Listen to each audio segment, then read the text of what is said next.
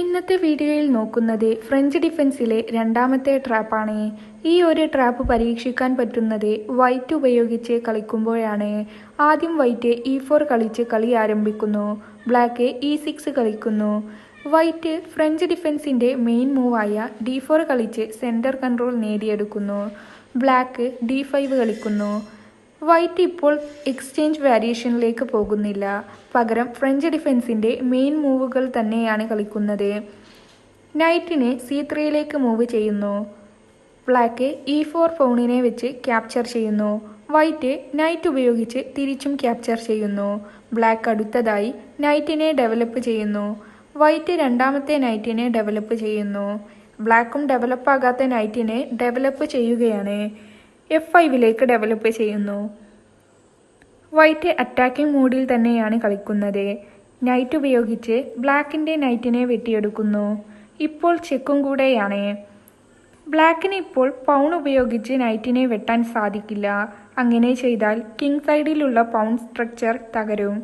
അതുകൊണ്ട് തന്നെ ഇവിടത്തെ ബെസ്റ്റ് ഓപ്ഷൻ ക്യൂൻ ഉപയോഗിച്ച് നൈറ്റിനെ വെട്ടിയെടുക്കുന്നതാണ്.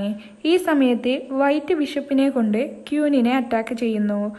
ബ്ലാക്ക് ക്യൂൻ F5ലേക്ക് മാറുന്നു. വൈറ്റ് ബിഷപ്പ് D3യിലേക്ക് വന്ന് വീണ്ടും ക്യൂനിനെ അറ്റാക്ക് ചെയ്യുന്നു. ഇവിടെ ക്യൂൻ ഇപ്പോൾ G4ലേക്ക് മാറിയാലാണ് നമുക്ക് ക്യൂനിനെ ട്രാപ്പ് ചെയ്യാനാകൂ. ഒട്ടുമിക്ക ബിഗിനേഴ്സും ക്യൂൻ G5 എന്ന മൂവ് തന്നെയാണ് ചെയ്യുക. കാരണം ഇപ്പോൾ വൈറ്റിൻ്റെ G2 പൗൺ ക്യൂനിൻ്റെ അറ്റാക്കിലാണ്. ഇവിടെ വൈറ്റ് ഒരു ട്രിക്കി മൂവാണ് അടുത്തതായി ചെയ്യുന്നത്. വൈറ്റ് H3 മൂവ് ചെയ്ത് ക്യൂനിനെ അറ്റാക്ക് ചെയ്യുന്നു. ഈ മൂവിൻ്റെ ഉദ്ദേശം ബ്ലാക്ക് ക്യൂനിന് വൈറ്റിൻ്റെ G2 പൗണിനെ വെട്ടിയെടുക്കാൻ വേണ്ടിയുള്ള സൗകര്യം ഒരുക്കി കൊടുത്ത് അതുവഴി വൈറ്റിന് ബ്ലാക്കിൻ്റെ ഏറ്റവും പവർഫുൾ ആയിട്ടുള്ള അഥവാ ചെസ് ബോർഡിലെ തന്നെ ഏറ്റവും പവർഫുൾ പീസായ ക്യൂനിനെ നേടിയെടുക്കുക എന്നാണ്. ബ്ലാക്ക് ഇവിടെ ഒളിഞ്ഞിരിക്കുന്ന ചതി മനസ്സിലാക്കാതെ വൈറ്റിൻ്റെ പൗണിനെ നേടിയെടുത്താൽ അഥവാ ക്യൂൻ ഉപയോഗിച്ച് G2 പൗണിനെ വെട്ടിയെടുത്താൽ അടുത്ത മൂവിൽ വൈറ്റ് റൂക്ക് H2വിൽ വരുന്നതോടെ ബ്ലാക്കിൻ്റെ ക്യൂൻ ട്രാപ്പിലാകും. ഇപ്പോൾ ബ്ലാക്ക് ക്യൂന്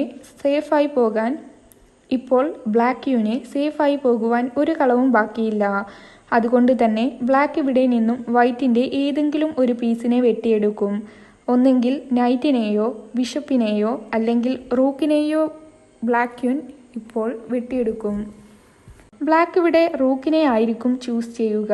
അടുത്തതായി വൈറ്റ് നൈറ്റ് ഉപയോഗിച്ച് ക്യൂനിനെ വെട്ടിയെടുക്കും. ബ്ലാക്ക് ഇതോടെ സപ്പോർട്ടില്ലാതെ നിൽക്കുന്ന വൈറ്റിൻ്റെ D4 പൗണിനെ വെട്ടിയെടുക്കും. വൈറ്റ് അടുത്തതായി ബിഷപ്പ് ഉപയോഗിച്ച് B5ൽ ചെക്ക് കൊടുക്കുന്നു. ഇതൊരു ബിഷപ്പ് സാക്രിഫൈസ് കൂടിയാണ്. ബ്ലാക്ക് നൈറ്റ് ഉപയോഗിച്ച് ബിഷപ്പിനെ വെട്ടിയെടുക്കുന്നു. അടുത്തതായി ക്യൂൻ D8 വരുന്നതോടെ കളി ചെക്ക്മേറ്റ് ആകുകയും വൈറ്റ് കളി ജയിക്കുകയും ചെയ്യുന്നു. ഈ ഒരു ഗെയിമിൽ നിന്നും മനസ്സിലാക്കേണ്ട ഗുണപാഠം ഒരിക്കലും ഒരു സപ്പോർട്ടുമില്ലാതെ നിൽക്കുന്ന പീസുകളെ ചാടിക്കേറി വെട്ടിയെടുക്കരുത്. എതിരാളിയുടെ മൂവ് കറക്റ്റായി വിലയിരുത്തിയതിന് ശേഷം മാത്രമേ വെട്ടിയെടുക്കാവൂ.